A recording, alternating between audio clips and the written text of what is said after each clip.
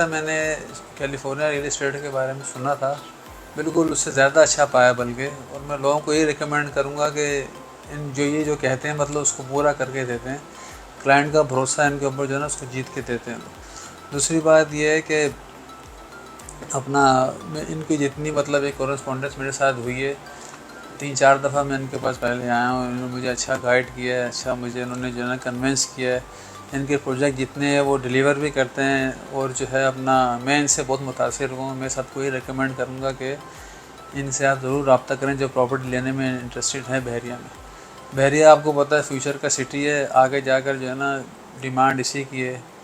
और यहाँ पर जिस तरह की डेवलपमेंट हो रही है तो वो देख के तो मतलब अच्छा ही लगता है कि अच्छा माहौल प्रोवाइड हो रहा है। उसमें एक अच्छा नाम है कैलिफोर्निया का।